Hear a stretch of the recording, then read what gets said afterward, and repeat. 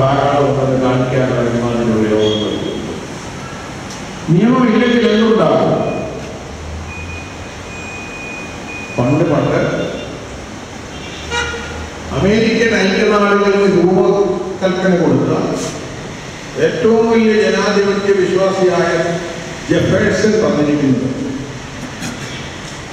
where the law ends, tyranny begins. എവിടെയാണോ നിയമം അവസാനിക്കുന്നത് അവിടെ സ്വേച്ഛാധിപത്യം ആരംഭിക്കും. അത് കഴിഞ്ഞ് ഇങ്ങോട്ട് വന്നിട്ട് പിൽക്കാലത്ത് പറഞ്ഞിരിക്കുന്നത്,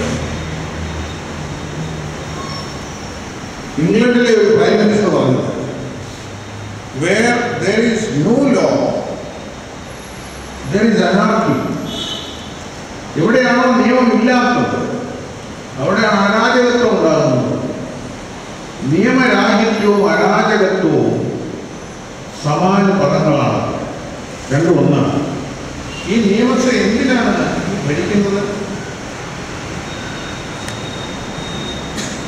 എല്ലാ മതങ്ങൾക്കുമുള്ള സ്വത്തുക്കൾക്ക് പ്രധാനമായി 3 സ്രോതസ്സുകളുണ്ട്. സ്വത്തുക്കൾ വരികയാണ്. ഒന്ന്, ആ മതത്തിൽപ്പെട്ടവരും അല്ലാത്തവരും കൊടുക്കുന്ന സംഭാവന.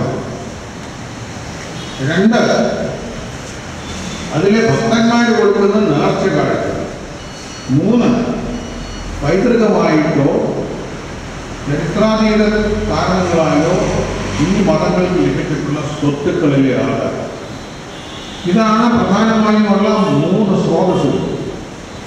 ഈ 3 സ്രോതസ്സുകളിൽ ഒന്നിലും ഈ മതാധികാരികളുടെ വീട്ടിലെ സ്വത്ത് എന്ന് പറയുന്നത് ഞാൻ കേട്ടു. അപ്പൊ ഈ സ്വത്തുക്കളെല്ലാം പബ്ലിക് പ്രോപ്പർട്ടി, പൊതുജനങ്ങളുടെ സ്വത്താണ്. പൊതുജനങ്ങളുടെ സ്വത്ത് എങ്ങനെ കൈകാര്യം ചെയ്യപ്പെട്ടു?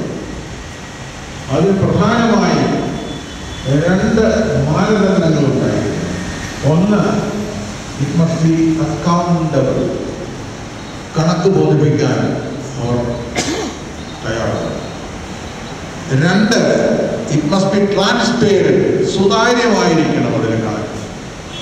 ആർക്കും എപ്പോഴും ചോദ്യം ചെയ്യാവുന്ന, കാരണം ഈ സ്വത്തുക്കളുടെ 3 സ്രോതസ്സുകൾ ഞാൻ പറഞ്ഞു, അതിലൊന്നുപോലും ഇപ്പോൾ ഈ സ്വത്തുക്കൾ കൈകാര്യം ചെയ്യുന്ന ആൾക്കാരുടെ വീട്ടിൽ നിന്ന് കൊണ്ടുവന്നതല്ലെന്നുള്ളതാണ് അതിനകത്ത് പ്രധാനം.